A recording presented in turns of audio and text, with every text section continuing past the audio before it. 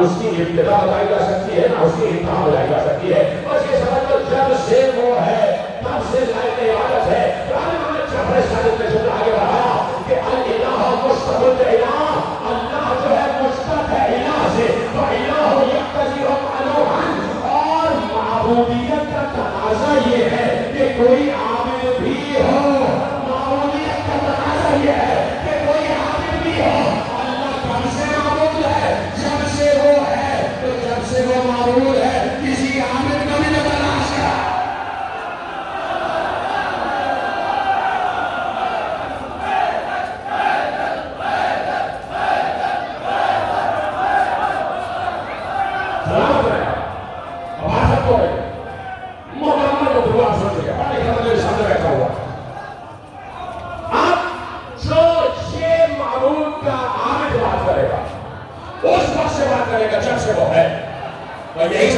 اس کے میں نے اس روایت کو پھول بنایا. یہ روایت پوری میں پڑھ چکا ہوں رمضان میں، دوبارہ دہرانا مقصد نہیں تھا. میں صرف اگلے جملے دکھانے کے لیے میں نے اسے پھول بنایا. جو عابد ازلی ہو وہی معبود ازلی بتا سکتا. دیکھیے یہ غرور نہیں. آج لوگ چپ ہو جاتے کہ وہ یہ کیسی بات آتی. کبھی بھی یہ نہ سمجھیے گا کہ ہم نے اللہ کو اور آل محمد کو دو اینٹیٹیز بنایا. جو خاموش ہیں وہ سر مارتے مارتے بچ جائیں گے جب تک وہ بولیں گے ان کا نام نہیں لوں گا. سید عبداللہ صاحب بول رہے ہیں. بات یہ ہے کہ یہ کوئی لالچ نہیں ہے. یہ کوئی لالچ نہیں. یہ بات یہ ہے کہ میں صحیح کہہ رہا ہوں یا غلط. وہاں سے آپ بولتے کہ آپ صحیح کہہ رہے ہیں. اتنی سی بات ہے. راج صاحب بھی کہہ رہے تھے، نبی صاحب بھی کہہ رہے تھے. تو ہمارے یہاں بت پرستی حرام ہے. اگر کوئی خود ہی بت بن کے بیٹھ جائے اور جب ہمارا یہ یہاں بیٹھے کسی شخص کو نہیں کہہ رہا. میں کہہ رہا ہوں کہ جہاں لوگ بت بنے ہوئے ہیں، نمازیں بھی پڑھ رہے تھے اور آستینوں میں. تو اس کنفیوژن کو دور کرے عالم اسلام کہ ہم نے اللہ اور آل محمد کو دو اینٹیٹیز نہیں بنایا ہوا. اللہ اللہ ہے اور آل محمد آل محمد. جملہ دینے جا رہا ہوں. خالق خالق ہے، مخلوق مخلوق ہے. مسجود مسجود ہے، ساجد ساجد ہے. شاہد شاہد ہے، مشہود مشہود.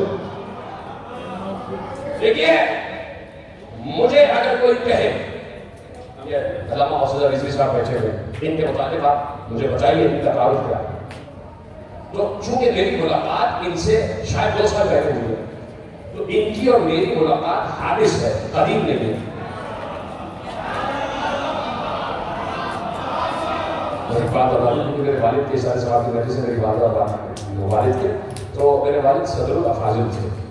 صدر الافاضل منشی پرشید ارد فاضل. اور میں نے ان سے انگریزی اردو کے علاوہ کم از کم 5 زبانیں ایسی سنی جس کو عبور رکھتے تھے. تو یہ جو حادث اور قدیم حدوث و قدم کی بحث ہے، یہ میں نے بچپن میں اپنے والد سے سنی تھی. یہ مدرسے میں نے بعد میں پڑھا.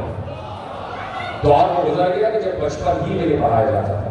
آج کتنے لوگ بیٹھے ہیں جن کے بچوں کو 10 یا 11 سال کی عمر میں یہ معلوم ہو کہ حادث کسے کہتے ہیں اور قدیم کسے کہتے ہیں. یقین فرما. تو یہ مجالس بہت آپ کے لیے غنیمت ہے، اس لیے کہ وقت نہیں مل رہا ہے تربیت کا. وقت نہیں مل رہا ہے تربیت کا. صبح آپ جب آفس چلے جاتے ہیں بچہ اسکول چلا جاتا ہے. آپ جب آفس سے واپس آتے ہیں بچہ سو چکا ہوتا. اس کے بعد نامعلوم کہاں جا رہا ہے کیا ہو رہا ہے کچھ نہیں پتا. صرف اگر کوئی پریشانی ہے تو یہ ہے کہ بچے کی تربیت کیسے کی جائے، وقت نہیں مل رہا. تو غنیمت ہے مجلس سے 24 گھنٹے میں اگر پریشانی ہے کہ بچے کی تربیت کا وقت نہیں مل رہا تو کہیں سن لو کہ حسین آئے ہوئے ہیں، بچے کا ہاتھ پکڑو اور لے کے آ جاؤ. یہ ہے سب سے بڑی تربیت کا. مجلس بڑی غنیمت ہے. اور کل کی تقریر سے متصل ہو گیا تو کہیں اینٹیٹیز نہیں ہے. اگر کوئی کسی کو کہے کہ بتاؤ اس کا تعارف کیا ہے، تو جب تک وہ اس کی ابتدا سے نہیں بتائے گا شاید بھائی تب تک اس کا مکمل تعارف کیسے کرے گا. اب اگر کسی نے پوچھ لیا کہ اللہ ازلی ہے تو کیسے، تو کوئی اس کے ازل ہی کو نہ جانتا ہو تو سمجھائے گا کیسے. اب یہیں پر حد فاصل قائم ہو جاتی ہے. چونکہ آپ چپ ہوئے تھے تو اس لیے میں نے کہا, پریشان تو نہیں ہو رہے آپ, یہیں پر حد فاصل قائم ہو جاتی ہے. خدا حکیم صاحب کو بھی اس سے عطا فرمائے. حد فاصل یہ قائم ہو جاتی ہے کہ اب یہیں سے فیصلہ کرنا ہے. فیصلہ کیا کرنا ہے؟ دیکھیے قرآن میں ایک آیت ہے اور پیغمبر نے ایک حدیث ارشاد فرما دی, اور جب آپ مردے کو قبر میں اتارتے ہیں, صرف 2 منٹ لوں گا اور اس کے بعد واپس اپنی گفتگو کی طرف آ جاؤں گا. مردے کو جب قبر میں اتارا جاتا ہے تو ایک حق کی فہرست گنوائی جاتی ہے. یہ حق ہے, یہ حق ہے, یہ حق ہے, یہ حق ہے. قبر حق ہے, منکر نکیر کا سوال حق ہے, حشر حق ہے, میزان حق ہے, جنت حق ہے, جہنم حق ہے, فرشتے حق ہے, تطائر کتب جتنی کتب ہیں وہ سب حق ہے, وہی حق ہے, یہ سب حق ہے نا, حق کی فہرست ہے. تو پوری حق کی فہرست گنوائی جاتی ہے, زمین سے لے کے آسمان تک, آسمان سے لے کے قاب قوسین تک, اور جہاں تک مشرقین و مغربین پھیلے ہوئے سب کا سب حق ہے. جب کہہ دیا کہ زمین بھی حق ہے, آسمان بھی حق ہے, سورج بھی حق ہے, چاند بھی حق ہے, ستارے بھی حق ہیں, انبیاء بھی حق ہیں, رسول بھی حق ہیں, اوصیاء بھی حق ہیں, اولو العزم بھی حق ہیں, جن بھی حق ہیں, انسان بھی حق ہے, جنت بھی حق ہے, جہنم بھی حق ہے, عرش بھی حق ہے, کرسی بھی حق ہے, لوح بھی حق ہے, قلم بھی حق ہے, قاب قوسین کا سب حق ہے نا. لیکن حق کی فہرست سے روکی نہیں. ایک بار قرآن نے کہا ان الرسول حق, مصطفیٰ بھی حق ہے. جب یہ ساری فہرست گنوا دی تو مصطفیٰ نے کہا الحق مع علی و علی مع الحق. کوئی نئی بات نہیں کر رہا, یہ سب سنی بھی آپ کے بات. الحق مع علی و علی مع الحق, حق علی کے ساتھ ہے, علی حق کے ساتھ. چلو یہ بات سمجھ میں آ گئی, بات سمجھ میں آ گئی.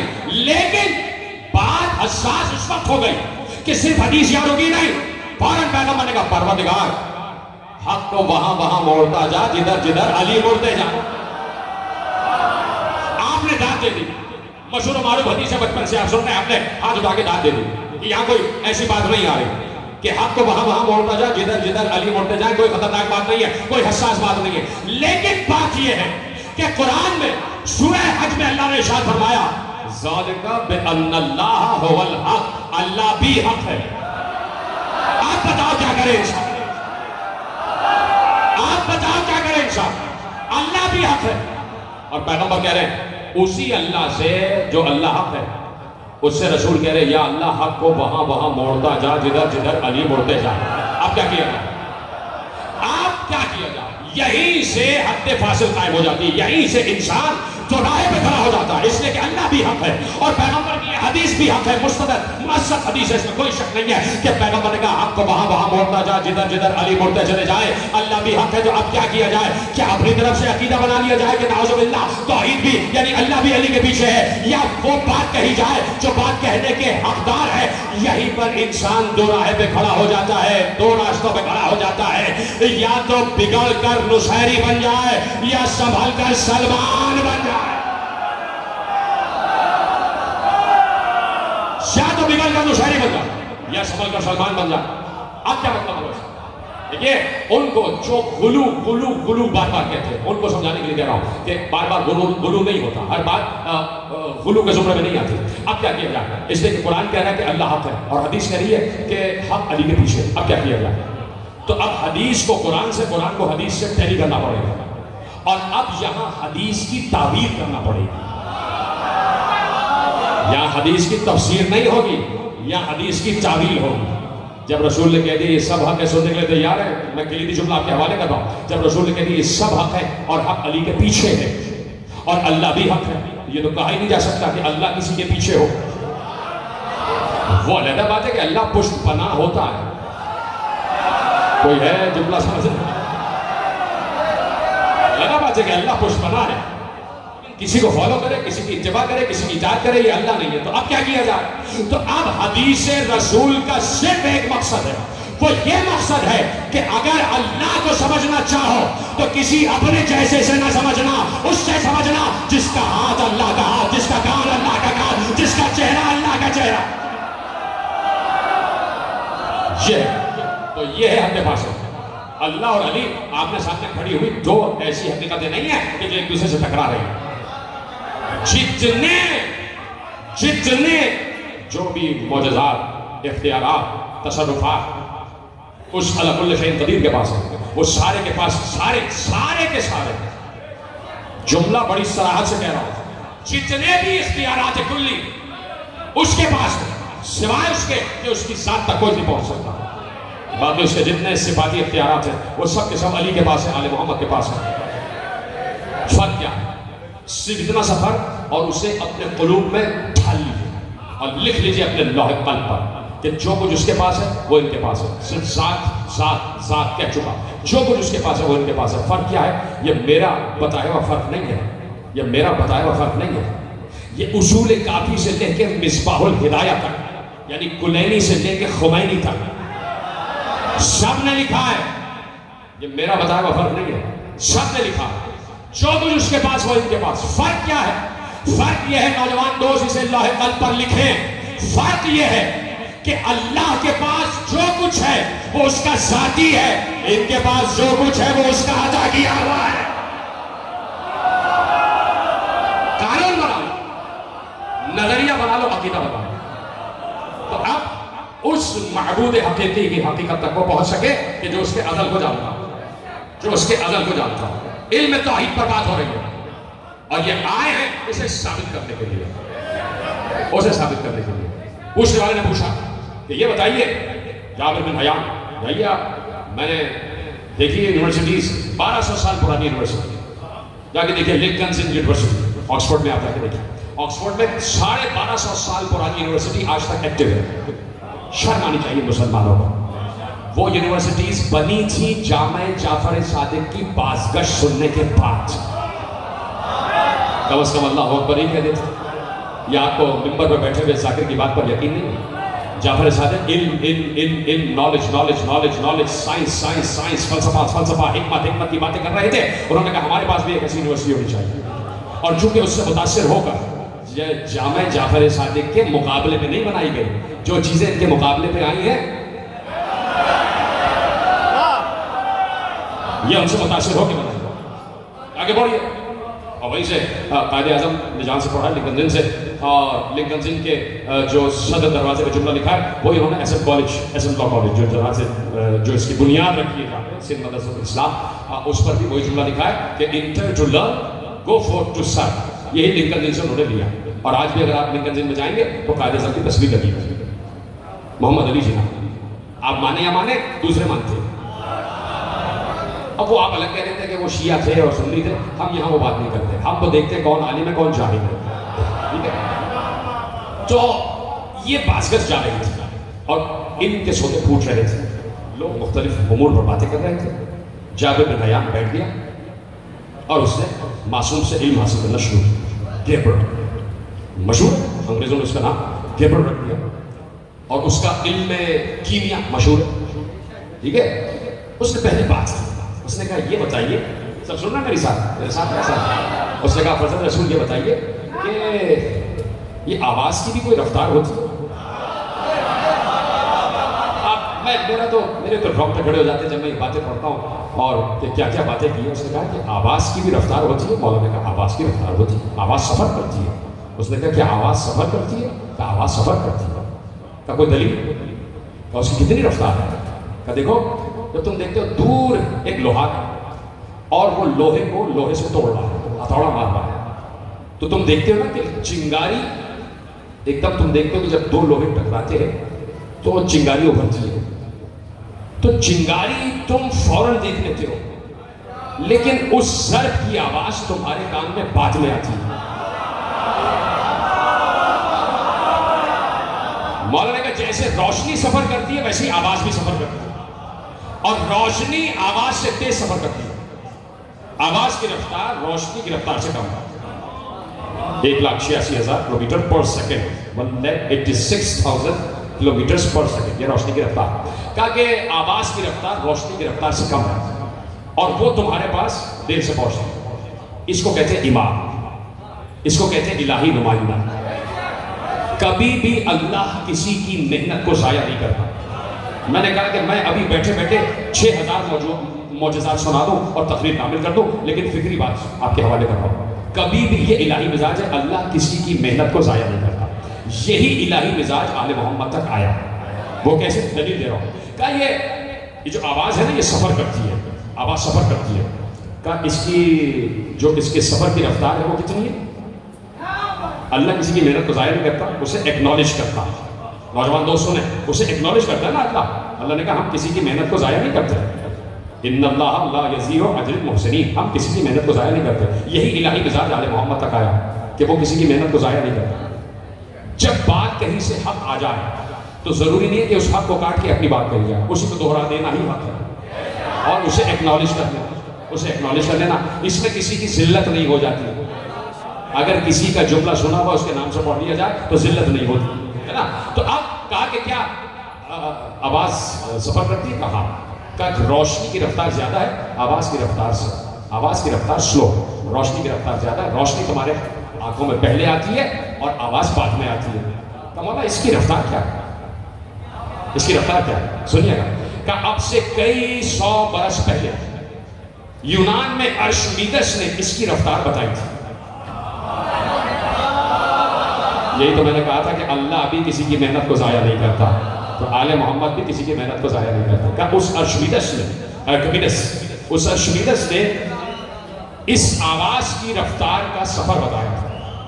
کہا کہ اس نے کیا بتایا تھا؟ کہا اس نے بتایا تھا کہ اگر 400 گز کے اوپر کہیں ضرب ماری جا رہی ہے، 400 گز کے اوپر کہیں ضرب ماری جا رہی ہے، تو اس ضرب کی آواز، اس ضرب سے ابھرنے والی روشنی تو ودن مائکرو سیکنڈ پہنچ جائے گی. میں نے لفظ استعمال کیا کہ سیکنڈ سے بھی کم لمحے پہ پہنچ جائے گی، لیکن اس کی آواز جو 400 گز کے فاصلے پر لوہے پہ لوہے ضرب ماری جا رہی ہے، اس کی آواز 8 سیکنڈ بعد آئے گی. اور مولانا نے کہا یہی بات صحیح ہے. اختیار اتنا ہے، کاش کہ میری بات سمجھ لیں اگر صاحبان معرفت ہے. اختیار جعفر ارشادی کا اتنا ہے کہ اس کے فلسفے کو رد کرنے کے لیے اگر کن کہہ دے تو وہ آواز جو 8 سیکنڈ میں آ رہی ہے وہ 6 سیکنڈ میں بھی آ سکتی ہے.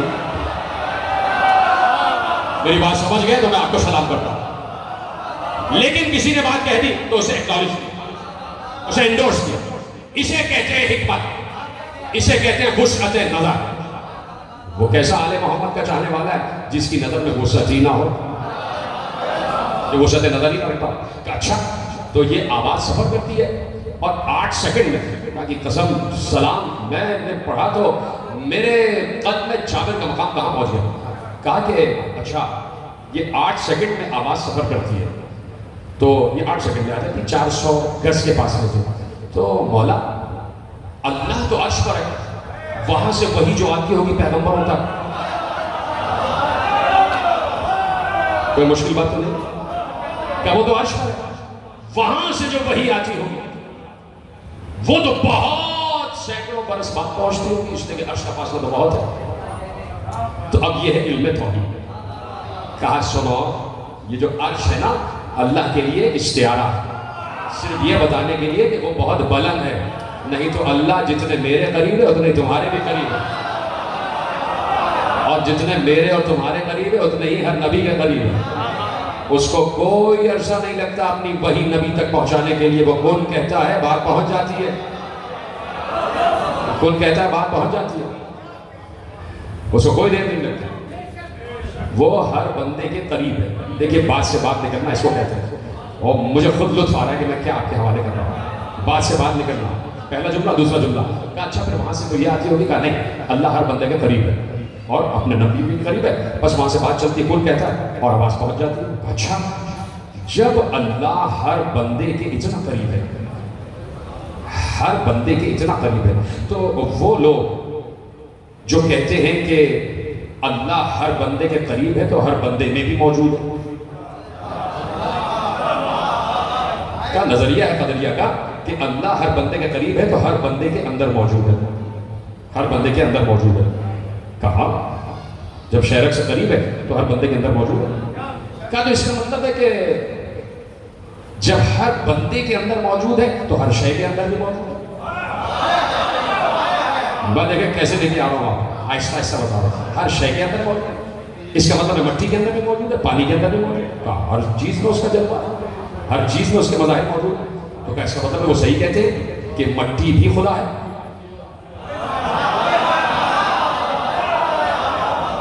میں نوجوان دوستوں کا شکر گزار ہوں، انہیں کے لیے پڑھا. وہ صحیح کہتے ہیں کہ مٹی بھی خدا اور انسان بھی خدا، اس لیے کہ اس کے اندر خدا موجود ہے. خدا کی قسم سوائے جعفر صادق کے سوائے وارث علم رسول علی کے کوئی جواب نہیں دے سکتا تھا. کہا کہ مٹی میں خدا موجود ہے اور انسان کے اندر خدا موجود ہے تو انسان خدا، مٹی بھی خدا، اس لیے کہ انسان مٹی ہی سے بنا تو انسان خدا ہے، اس لیے کہ اس کے اندر موجود ہے. سنیں گے جواب؟ اگر ہاتھ نہ اٹھا سکے، دانت نہ دے سکے تو مسکرا ضرور دیجیے گا. ایسا عجیب جواب دیا. کہا سنو یہ چراغ دیکھا ہے؟ کہاں؟ کہ چراغ جلتا کیسے؟ کہ اس کے اندر تیل ہوتا ہے. کہ تیل کے ذریعے سے چراغ جلتا ہے. چراغ میں تیل ہوتا ہے. کیا تیل یہ کہہ سکتا ہے کہ میں چراغ ہوں؟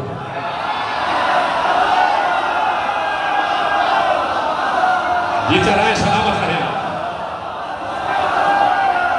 مولانا مثال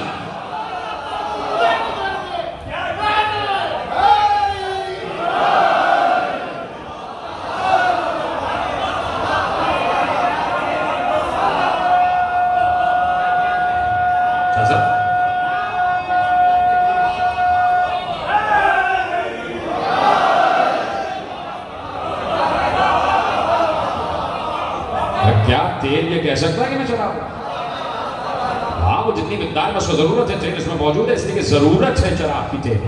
لیکن تیل یہ نہیں کہہ سکتا کہ میں چراغ ہوں. اسی طرح کوئی نہ کوئی صفت بندے میں الہی موجود ہوتی ہے. وہ یہ نہیں کہہ سکتا کہ میں ہی الہ ہوں.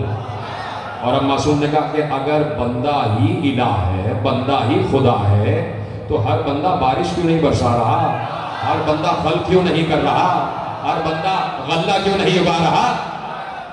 اگر سبھی خدا ہیں تو ہر بندہ یہ کام کیوں نہیں کر رہا؟ تاکہ اس کے مظاہر موجود ہیں. ہر بندہ خدا نہیں ہے. جملہ آپ کے حوالے شاید یہی فضائل کے اعتبار سے آخری تقریر کا جملہ ہو جائے گا کہ ہر بندہ اللہ نہیں ہے. اللہ کے صفات اس میں موجود ہے. کسی بندے کو یہ حق نہیں ہے، کاش کہ جملہ آپ تک پہنچ جائے، کسی بندے کو یہ حق نہیں ہے کہ وہ یہ کہے کہ میں اللہ ہوں، میں خدا ہوں، میں معبود ہوں. کسی بندے کو یہ حق نہیں ہے. وہ علیحدہ بات ہے کہ اشکلینی تا خمینی اصول کافی سے لے کے مصباح الہدایہ تک سب نے یہ جملہ لکھا کہ جہاں جعفر صادق نے یہ کہہ دیا کہ ہر بندے کے اندر کوئی نہ کوئی صفت موجود ہے لیکن ہر بندہ خدا نہیں ہو سکتا، اسی میرے امام صادق نے کہا کہ یہ سن لو کہ ہمارے اور اس کے درمیان حالات کچھ ایسے ہو جاتے ہیں کہ کبھی وہ ہم ہو جاتے ہیں. ہم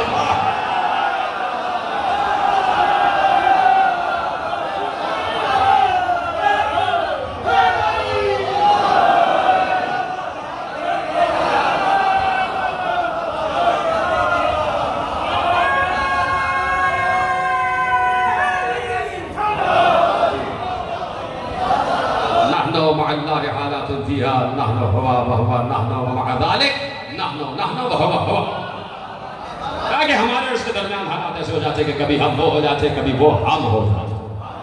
اس کے باوجود وہ ہے ہم ہیں. وہ معبود ہے ہم عابد ہیں. وہ خالق ہے مخلوق ہے. وہ شاہد ہے ہم مشہور ہیں. وہ مشہور ہے ہم شاہد ہیں. توجہ فرما رہے ہیں.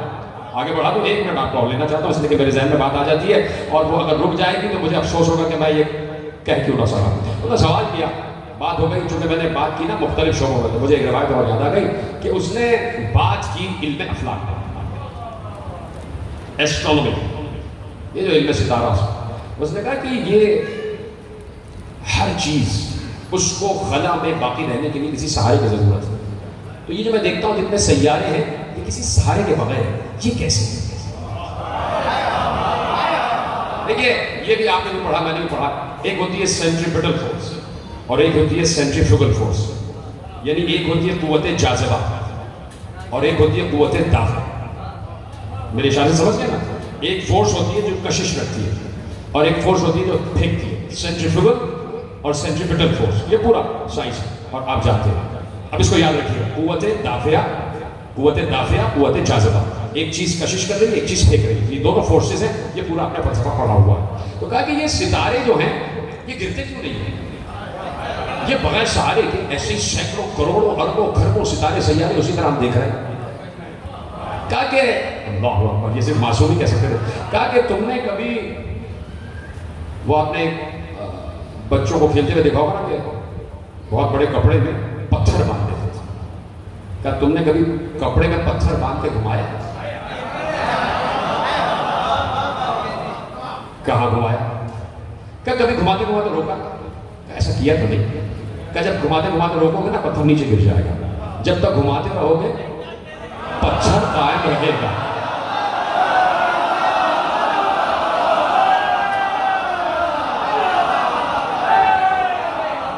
اس کو کہتے ہیں تھیوری آف کنٹینیوس موشن. یہ سب اپنے میٹرک ہوگا. Theory of continuous motion. انہوں نے کہا یہ پوری کائنات حرکت کر رہی ہے یہ جو ذرات زمین ہے نا، یہ تو آج بات ہو رہی ہے، یہ آج سے 200 سال 250 سال 400 سال پہلے بات ہوئی. یہ جو ذرات زمین جو پتھر دے کر جامد ہے نا، ان کے اندر بھی حرکت ہے، اور جس زمین پہ تم بیٹھو یہ بھی حرکت کر رہی ہے.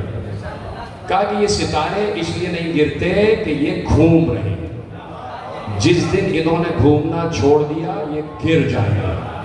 مولا نے کہا ان میں ایک قوت ہے کہ جو سورج کی طرف کھینچ رہی ہے، ایک جو ہے سورج سے باہر نکال رہی ہے، تبھی یہ گرتے نہیں ہیں. ایک سینٹریپیٹل فورس ہے، ایک سینٹریفیوگل فورس ہے. دیکھیے میں نے اس لیے کہا کہ معجزہ بھی سن لیجیے. آپ سمجھیں گے کہ شاید میں ایسی بات کر رہا ہوں، لیجیے معجزہ بھی سن لیجیے. ابھی میں نے سفیان ثوری کا تذکرہ کیا، ایک اور بڑے صوفی گزرے ابراہیم ابن ادھم. یہ بھی بات کر رہا ہوں نبی صاحب، ابراہیم ابن ادھم ایک اور صوفی گزرے. وہ اور 3-4 لوگ اور، اسی میں ایک پیغام چھپا ہوا ہے، ایک بڑی باریک اور حساس بات ہے. میں مسکرا رہا ہوں اور آپ بھی مسکرائیں گے. تو کہا کہ امام کے ساتھ چلے. امام اور معصوم اور نبی کبھی بھی نہ زیادہ لمبے ڈنگ بھرتے اور نہ زیادہ چھوٹے، مناسب و متناسب رفتار ہوتی. اور جس نے بھی نبی کو دیکھا ان کا بھی نبی چلتے کیسے تھے؟ کہا اتنے آہستہ بھی نہیں اور تیز بھی نہیں، اور کہا ایسے جھک کے چلتے تھے جیسے کوئی پہاڑ سے نیچے آ رہا، ایسے چلتے تھے. متناسب و مناسب رفتار، قدم جس کو ڈگ بھرنا کہتے ہیں، نہ زیادہ لمبے نہ زیادہ چھوٹے. امام چلے اپنی متانت کے ساتھ، اپنے وقار کے ساتھ چل رہے تھے. یہ کچھ تیزی میں لوگ تھے، ہمیشہ کچھ لوگ تیزی میں رہتے، اور یہ بات رکھیے جو تیزی میں رہے گا وہ کچھ حاصل نہیں کر پاتا، نقصان اٹھاتا. کچھ لوگ تیزی میں تھے، امام چل رہے تھے، یہ سارے امام سے آگے چلے گئے، امام سے آگے چلے گئے. اب امام سے آگے چلے گئے، امام آہستہ آہستہ چل رہے، آگے چلے گئے. آگے چلتے چلتے چلتے کافی فاصلہ ہو گیا، بہت آگے چلے گئے. جب آگے چلے گئے ایک شیر بیٹھا ہوا تھا، اور شیر خوفار نگاہوں سے ان کو دیکھ رہا تھا، اور بیٹھے بیٹھے وہ ایک دم بلند ہوا، اپنے چاروں ہاتھ پاؤں پہ کھڑا ہو گیا، اس کے ناخن باہر آنا شروع ہو گئے. یہ لوگ تھر تھرانے لگے کہ اب شیر حملہ کرے گا. الٹے قدموں بھاگتے ہوئے امام کے پاس آ گئے.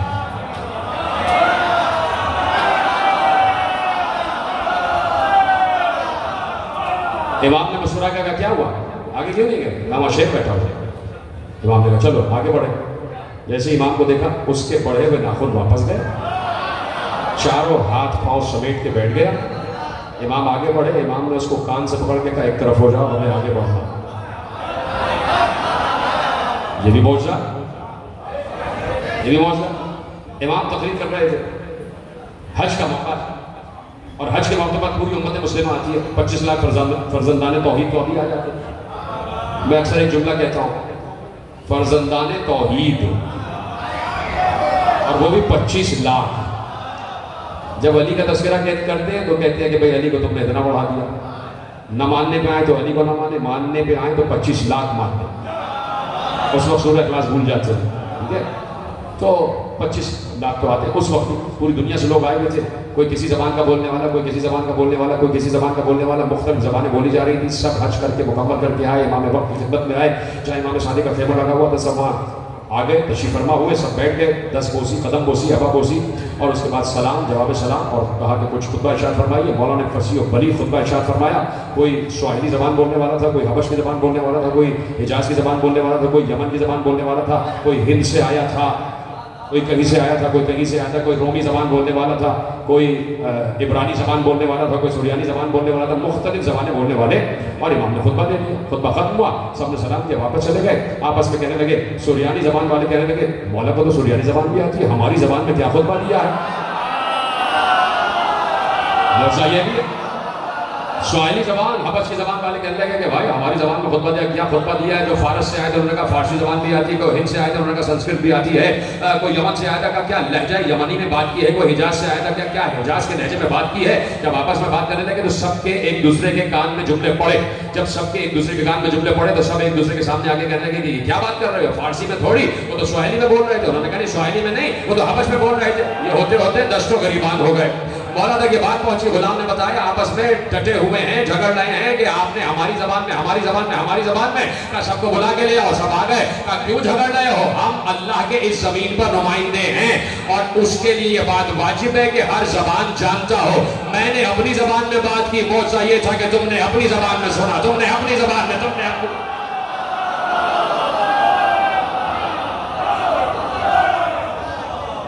تو یہ بھی موجزہ، صاحب موجزہ، ختم ہو گئی بات. تو جس کے پاس اللہ کے وہ موجزات، تصرفات، اختیارات. تو دیکھیے سب سے بڑی، ختم ہو گئی بات، جو سب سے بڑا اگر کسی کے پاس ہتھیار ہوتا ہے، کسی کو وہ سمجھتا اپنے ضامنات میں سے شکست دے دوں گا. تو دیکھیے حاسد، مولا ہی کی حدیث ہے کہ حاسد کبھی کچھ حاصل نہیں کرتا، حاسد کو کبھی کچھ حاصل نہیں کرتا. کہہ دیا کہ ہم نے آل ابراہیم کو کتاب بھی دے دی، حکمت بھی دے دی، ملک عظیم بھی دے دی. ام یحسدون الناس علی ما آتاہم اللہ من فضل فقد آتینا آل ابراہیم الکتاب والحکمت وآتیناہم ملکا عظیما. کہہ دیا کہ ہم نے آل ابراہیم کو کتاب بھی دے دی، حکمت بھی دے دی، ملک عظیم بھی دے دی. اب تم کب تک حسد کرو؟ کیوں کہا اللہ نے؟ دیکھیے حسد اگر کسی سے اس بات پر حسد ہو رہی ہے اس کے پاس پیسہ، کسی کے پاس حسد ہو رہی ہے اس کے پاس اولاد بہت زیادہ، کسی کو حسد ہو رہی ہے اس کے پاس بینک بیلنس ہے، اس کے پاس سرمایہ، اس کے پاس زمینیں، اس کے پاس کھیت ہیں، کھلیان ہیں، بڑا پیسہ. یہ وہ چیزیں ہیں جو چھینی جا سکتی ہیں. بینک بیلنس پہ ڈاکہ ڈالا جا سکتا ہے، زمینوں پہ قبضہ کیا جا سکتا ہے، باغ ہتھیائے جا سکتے ہیں. بھائی باغ پہ تو قبضہ ہو جائے گا، سلونی پہ قبضہ نہیں ہو سکتا. تو کہا ہم نے کتاب بھی دی، کتاب حسد سے حاصل نہیں ہوگی. ہم نے حکمت بھی دے دی، جہاں سے بات شروع ہوئی ختم ہو رہی ہے. ہم نے حکمت بھی دے دی، حکمت حسد سے کوئی حاصل نہیں کر سکتی. ہم نے آل ابراہیم کو ملک عظیم بھی دے دیا، حسد سے تم ملک عظیم حاصل نہیں کر سکتے. ٹھیک ہے، تو اب حسد کرتے چلے جائیں اور آل محمد سے صرف حسد ہی ہوا. ختم ہو گئی بات. اب یہ بس آپ کے حوالے کر رہا ہوں. امیر المومنین قبرستان سے گزر رہے اور اپنے چاہنے والے سے کہا یہ دیکھو نا اتنی قبریں ہیں، کہ اگر یہ 100 قبریں ہیں تو ان میں 75 وہ ہیں کہ وہ اس بات پر مرے کہ ان سے حسد کی گئی. کہ حسد بذات خود ایک جادو ہے کہ جو محسود تک پہنچتا ہے. دیکھو حسد نہ کر، حاسد کچھ حاصل نہیں کرتا. تو آل محمد سے حسد ہی ہوا. تو مجھے بتائیے کہ جعفر صادق کو زہر کو دے دیا، کیا زہر دینے والے کو صادق کہتے ہو یا کاذب کہتے ہو؟ زہر دینے والے نے صداقت تو نہیں چھین سکا نا، ان کا معجزہ تو نہیں چھین سکا. آج جعفر ہی صادق ہے، اور جعفر صادق کے چاروں طرف جعفر صادق کو درود نے گھیرا ہوا ہے، اور منصور دوانگی کے پیچھے لعنت ہی لعنت ہے. ختم ہو گئی بات، ختم ہو گئی بات. کتنی محنت کی ہے میرے مولا نے، بڑے بڑے مراحل. تو بنو عباس بنو امیہ میں جنگ چھڑ گئی تھی تو مولا نے بہت دین کی خدمت کی ہے. کل میں پوری تقریر کر چکا، 4000 شاگرد اور اس کے بعد 400 کتابیں. کوئی وقت میرے مولا نے ضائع نہیں کیا. رات کو جاگ رہے ہیں، جتنا حصہ عبادت الہی کا ہے وہ ادا کیا، اور اس کے بعد پھر شاگرد آ جاتے تھے. اتنی محنت امت محمد تک علم پہنچانے کی محنت. نہ غذا کا خیال کیا، نہ پانی کا خیال کیا، نہ دن نہ رات. یہ علم پہنچ جائے، یہ علم پہنچ جائے، علم پہنچ جائے. جملہ سے اس لیے کہہ رہا ہوں کہ بلایا گیا دربار میں. سامنے محمد ابن سلیمان مدعون بیٹھا ہوا ہے، حاکم ہے، گورنر ہے مدینہ کا. اس کے سامنے 2 طبق رکھے ہوئے تھے، ایک اس کے نزدیک اور ایک اس کے سامنے رکھا. امام تشریف فرما ہوا، کہا یہ بہترین انگور بھیجے گئے ہیں، خلیفہ وقت بھیجے، آپ تناول فرمائیے. حجت و کر تمام کیا. جب 3 مرتبہ منع کیا تو یہاں سے کہا آپ ہمیں ہمیشہ آپ ہم لوگوں کو غلط ہی سمجھتے ہیں، آپ نے کبھی ہماری بات نہیں کی. حجت تمام ہو گئی. میں اپنے ہاتھ سے آپ کو انگور پیش کرتا ہوں. لقائے رب کی منزل آ گئی، حکمت الہیہ سامنے آ گئی. ملاقات اس سے اولین منزل بڑھتی ہے. آئمہ کے لیے سب سے اولین منزل اس سے ملاقات ہے. امام نے کھجور، امام نے انگور اپنے ہاتھ میں لیے، اور میرا دل کہتا ہے یہ کہہ کر تناول کیے ہوں گے آج میں سنت حسن مشتبہ پر، سنت سید سجاد پر عمل کرنے جا رہا ہوں. سنیں گے جملہ؟ آپ نے سینے پہ ہاتھ مارنا شروع کر دی ہے. یہ جملہ ہر تقریر میں کہتا ہوں. اس عاجز کی، اس فقیر کی، اس کم علم کی، کجل کی یہ بات آپ یاد رکھیے گا کہ جو مسائل کے پہلے جملے پر ہائے کہہ دیتے ہیں وہ اپنی قبر کی پہلی رات روشن کرتے ہیں. روشن. اب آپ کی قبر میں اندھیرا نہیں ہوگا. آپ فاطمہ کے چھٹے بیٹے پر گریہ کرنے بیٹھے ہوئے. फातिमा के छठे नाम पर गिरिया करने बैठे हुए हैं। मुसलमानों से अर्ज करना चाहता हूँ कि ये मुसलमानों के इमाम का भी इमाम है, ये मुसलमानों के इमाम का उस्ताद है। ये इमाम है अबू हनीफा, और अबू हनीफा के मजीद 3 शागिर्द, तीनों का उस्ताद है। उन तीनों का इमाम है इमाम जाफर सादिक। जाओ बगदाद में देखना, इमाम अबू हनीफा की कब्र पर आज भी गुंबद भी है और जरी भी है। मैं जुमला कह चुका हूँ, ये जुमला रोने के लिए काफ़ी था। अबू हनीफा की तो जरी भी मौजूद है, कब्र भी मौजूद है, कुब्बा भी मौजूद है। और अबू हनीफा को जिसने मुफ्ती बनाया, जिसने आलिम बनाया, उसकी कब्र का निशान मिटा दिया, उसकी कब्र ढाली गई। आज मेरे छठे इमाम की कब्र भी धूप में है। कह दिया होगा ये कैसे हो सकता है कि दादी की कब्र तो बेसाया हो जाए और पोते की कब्र पे साया कैसे रह जाए। अजरुकुम अल्लाह, अजरुकुम अल्लाह। खत्म हो गई बात, सुनना जुमला आहिस्ता आहिस्ता आपको लेके आ रहा हूँ। एक बार उठे, आए थे अपने कदमों से चलते हुए, लड़खड़ा गए तो साथ आए हुए कुछ लोगों ने, शागिर्दों ने सहारा दिया। जुमला सुन लेना। जैसे ही बाहर चलने लगे तो लोगों ने जमीन पर खून के निशान देखे। जहर ऐसा था कि पिंडलियों से और एड़ियों से खून बह रहा था, एड़ियां फट चुकी थी और साथ साथ ये हाथों की हथेलियां। कभी मौका हो तो सुनिएगा कि कैसे कैसे जहर बनाए थे इन बनो उमय्या और बनो अब्बास ने। जहर कितने किस्म के बनाए थे, हाथों से भी हथेलियों से भी खून रिस रहा था और पाँव की एड़ियों से भी खून रिस रहा था। और मेरा मौला लड़खड़ाता हुआ जा रहा था। शागिर्दों ने सहारा दिया। एक बार कहा घर की तरफ चले, कहा घर जाने से पहले मुझे मेरे नाना के रोज़े पर ले चले। रसूल के रोज़े पर आए, इसलिए जहमत दी थी, एक ही जुमला पढ़ना था। रसूल के रोज़े पर आए और रसूल की कब्र के कंधे को पकड़ कर कहा, नाना आपने देखा ये सिला दिया है इल्म पहुँचाने का, ये सिला दिया है इनको आलिम बनाने का। अजरुकुम अल्लाह, अजरुकुम अल्लाह। बस जा रही है सवारी, लड़खड़ाते हुए घर की तरफ जा रहे हैं। खुदा सब भाई और बहनों को सलामत रखे। रिवायत ने कहा मेरा सातवां इमाम, आने वाला इमाम जाफर सादिक का कमसिन बेटा बैठा हुआ है, रहल खुली हुई है, रहल पर कुरान रखा हुआ है और इमाम की छोटी बेटी सामने बैठी हुई है। सातवें इमाम अपनी छोटी बहन को कुरान पढ़ा रहे थे। बहन अपने भाई से क्या सुन रहे हैं मेरे अजीजों, आपकी आवाज़ें गिरिया बुलंद हो जाए। बहन अपने भाई से कुरान सीख रही थी। कभी ऐसा नहीं हुआ था कि बहन ने देखा कि अचानक मूसी काजिम तड़प कर उठे और बेख्तियार चलते हुए बल्कि दौड़ते हुए दरवाजे की तरफ गए। बहन उठी, बहन ने भाई का दामन पकड़ के कहा भैया कहाँ जा रहे हो, सब तुम्हारी जात के भी दुश्मन बने हुए हैं। बहन ने भाई को लिपटा कर कहा कि मुझे मेरे बाबा की आवाज आ रही। अजरुकुम अल्लाह, मुझे मेरे बाबा की आवाज आ रही है, खुदा मेरे बाबा की खैर करे। दौड़ते हुए गए, जैसे ही दरवाजा खोला और देखा जाफर सादिक अपने शागिर्दों का सहारा लिए हुए आ रहे हैं। क्या आलम हुआ होगा उस वक्त कि जब बेटे ने बाप को इस आलम में देखा होगा।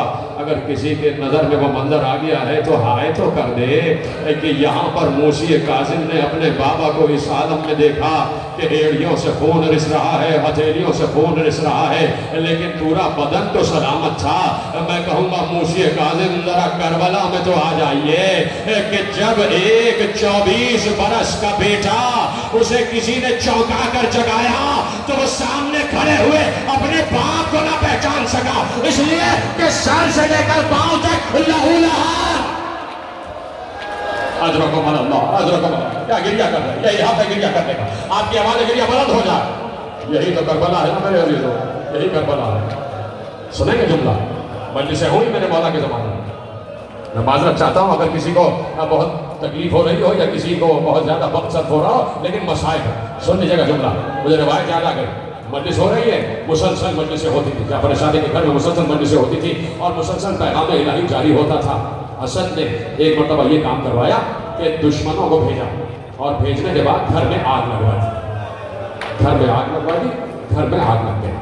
तो जाफर सादिक घर में तन्हा तो नहीं थे ना, जाफर सादिक घर में तन्हा तो नहीं थे ना, साथ में अहले हरम भी थे ना, बीवियाँ भी थी ना, मुक़द्दरात इस्मत व तहारत भी थी ना। तो रिवायत में लिखा कि घर को जलता हुआ देख रहे थे। उन्हीं जलते हुए शोलों में से निकल के आए और ये कहते हुए निकल के आए कि मैं इब्राहिम खलीलुल्लाह का बेटा हूँ। एक लम्हे के लिए भी आग ने मेरे मौला के जिस्म पर असर नहीं किया, लेकिन आग से निकलते हुए आए और एक बार दरवाजे पे बैठ गए और जलते हुए हुजरों को देखने लगे। देखते देखते बेख्तियार अपने सर से अमामा फेंका, सीने पे हाथ मार मार के रोने लगे। गुलाम ने कहा कि मौला घर जलता हुआ देख कर रो रहे हैं। कहा ये देख कर रो रहा हूँ कि ये मेरे अहले हरम है, ये मेरे घर की खवातीन है, ये आग से बचकर दूसरी तरफ जा रही है, इनके सरों पर चादरें हैं। मैं पढ़ चुका जो पढ़ना था। इनके सरों पर चादरें हैं। रोते हुए कहा मुझे शाम गरीबा का मंजर याद आ गया, जब मेरी फूफियां एक खैमे से दूसरे खैमे, न किसी के सर पर चादर न मखना। जाते जाते करबला को याद किया। आपकी आवाज गिरी बुलंद हो जाए। जाते जाते करबला को याद किया। घर में मजलिस हो रही है, मजलिस हो रही है। एक रवायत और सुन लीजिएगा। मजलिस हुई, जाकिर ने मरसिया पढ़ा। जितने लोग बैठे ये सब के लिए पढ़ो, फर्दन फर्दन सबसे कहता हूँ, आप सबके लिए, जितने लोग बैठे तोहफा लेके जाए, सबके लिए कह रहा हूँ। जितने रो रहे खुसूसन आपके लिए तोहफा दे रहा हूँ। रवायत मसाइब हो रहे, मेरा मौला सदर नशीब पर, शाह नशीब पे मेरा मौला तशरीफ फरमाए, जाकिर मसाइब पढ़ रहा। इतना गिरिया हुआ, इतना गिरिया हुआ कि कान बड़ी आवाज सुनाई दे रही थी। मजलिस खत्म हो गई। दूसरे दिन फिर मजलिस हुई। इमाम ने देखा एक शख्स सामने बैठा हुआ है, उसको करीब बुलाया, कहा मेरे करीब आ जा, मेरे सीने से लग जा। वो थरथरा गया, मौला मैं और आपके सीने से? कहा तूने कल इतना गिरिया किया है, ऐसा चीख चीख के रोया है, ऐसा सीना और सर पीट के रोया है कि जब मजलिस खत्म हो गई, मैं थोड़ी देर के लिए सोने के लिए लेटा तो मैंने रात को अपनी दादी को ख्वाब में देखा और मेरी दादी ने कहा कि उस नाम के अज़ादार को मेरी तरफ से शुक्रिया अदा कर, उस अज़ादार को मेरी तरफ से शुक्रिया अदा कर। जो रोता है उसको शुक्रिया और उसकी दुआएं आती है फातिमा ज़हरा की तरफ से। तो आप गिरिया कर रहे हैं ना, तो आज फातिमा ज़हरा को पुरसा देते चले जाओ कि आपको आपके छठे बेटे का पुरसा है। मुसलसल मजलिसें होती नहीं। जुमला इसलिए दोहरा रहा हूँ कि अब जाफर सादिक का आखिरी लम्हा है। कितने दिन गुजर गए इसी जहर की कैफियत में रहे, यहाँ तक कि जब आखिरी शब आई है, आखिरी जुमले पढ़ने जा रहा हूँ, आखिरी शब आई है तो कैफियत इतनी बिगड़ी कि कभी लिखा यह है कि कभी मेरा मौला बैठता है, कभी लेटता है, कभी बैठता है, कभी लेटता है। और एक बार सारे बच्चों को जमा किया, मोसी काजिम करीब आ गए, हाथ में हाथ देकर कहा बेटे वसीयतें कर रहा हो, लो मेरी वसीयतें सुनो, मेरे बाद तुम ही इमाम हो, मेरे बाद तुम ही हुज्जत हो। सारे उमूर इमामत तफवीज़ किए और एक बार कहा मूसी काज़िम एक वसीयत तो ये है कि उम्मत से कह देना कि नमाज से गाफिल ना हो, और दूसरी वसीयत ये है कि हुसैन का मातम होता रहे, करबला करबला होती रहे। ये कहते कहते हाय हुसैन कहा और जाफर सादिक की आवाज आना बंद हो गई। मेरे मौला मूसी काज़िम ने नब्ज़ देखी, सर से अमामा फेंक कर कहा इन्ना लिल्लाहि व इन्ना इलैहि राजिऊन। आज मैं यतीम हो गया, हुसैन का अज़ादार उठ गया, फर्श अज़ा का बिछाने पर।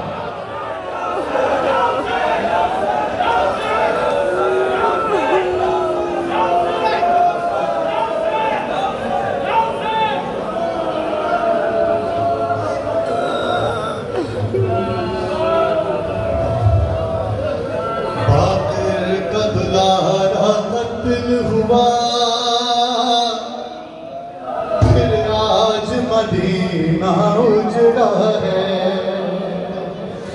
बातिल का दुल्हरा कत्ल हुआ, फिर आज मदीना उजड़ा है।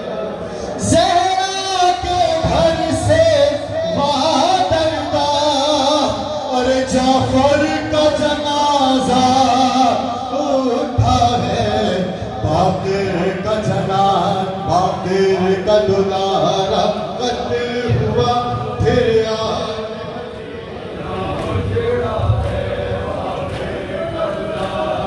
कत्ल हुआ, फिर आज मदीना उजड़ा है, बाकिर का दुलारा कत्ल हुआ, फिर आज मदीना। ज़हरा के घर से वादरदा, ज़हरा के घर से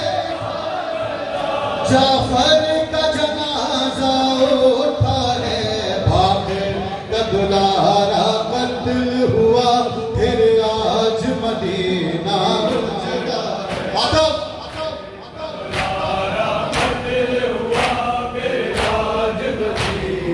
اجڑا ہے ہر آنکھ سے آنسو بہتے ہیں سکان فلک ہے نوحق ناسوں کا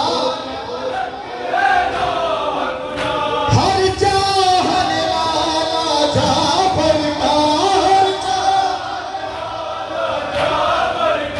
یوں چاک کرے ہوتا ہے یا حسین یا حسین یا حسین یا حسین یا حسین یا حسین یا حسین یا حسین یا حسین یا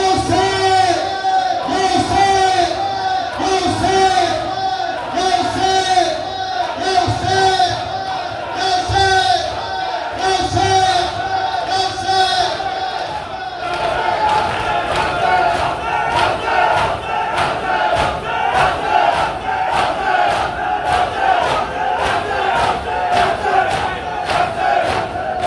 باقر کا دلارا قتل ہوا پھر آج مدینہ اجڑا باقر کا دلارا قتل ہوا پھر آج مدینہ اجڑا کیا زہر دیا ہے ظالم نے ہوتا ہے جگر پارا پارا ہوتا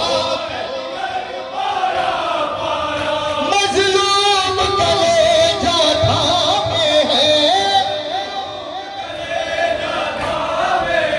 اور خون دہن سے بہتا ہے باقر کا دلارا قتل ہوا پھر آج مدینہ اجڑا ہے باقر کا دلارا قتل ہوا پھر آج مدینہ اجڑا ہے اٹھتے ہیں کبھی گر جاتے ہیں اٹھتے ہیں کبھی گر جاتے ہیں شبر کو صدائیں دیتے ہیں شبر کو صدائیں دیتے ہیں آنکھوں سے بہتے ہیں آنسو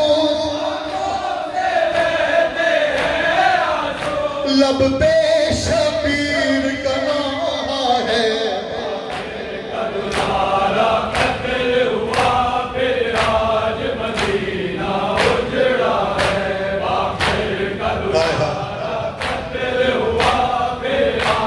تو صاحب نے یہ شعر سنا باقر کا دلارا قتل ہوا پھر آج مدینہ اجڑا ہے یاد آئی کوئی معصوم بہت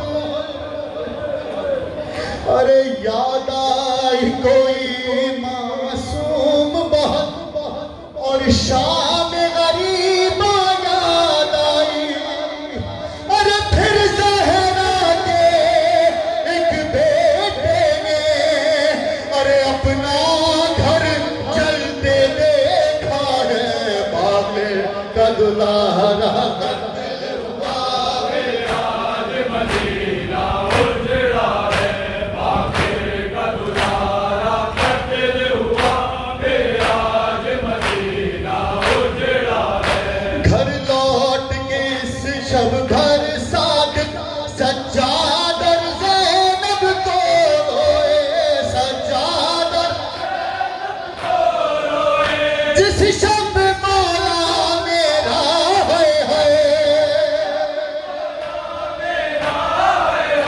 دربار سے ہو کر آیا ہے باقر کا دلارا قتل ہوا پھر آج مدینہ اجڑا ہے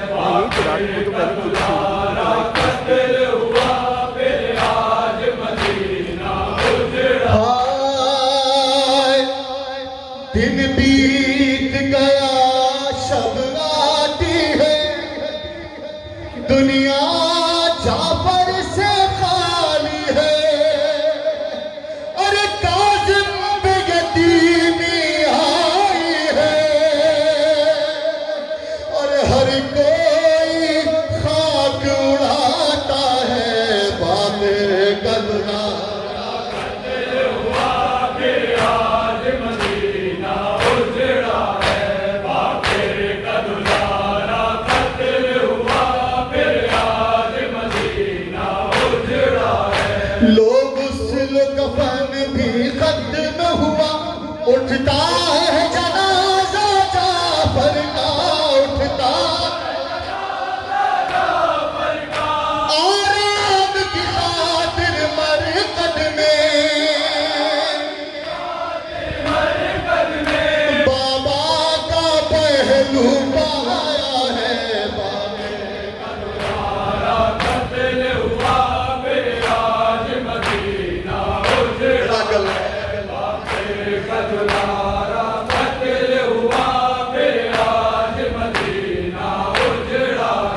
بیٹوں نے اٹھایا لاشے کو مرقد بھی بنا مدفن بھی ہوا مرقد بھی بے گور کفن پر مقتل میں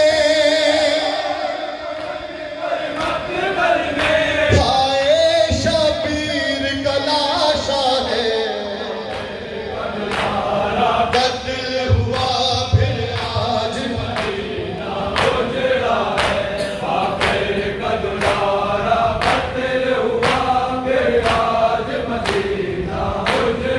ایام عذاب قریب ہیں اور رخصت امام حسین کے چند پر پرسے کے طور پر چند پر ہم سب اپنی جانب سے جناب سیدہ کی بارگاہ میں تعزیت پیش کر دیتے ہیں اور کیجئے مقبول میری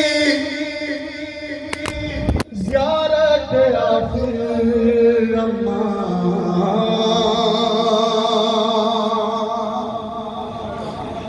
اور کیجئے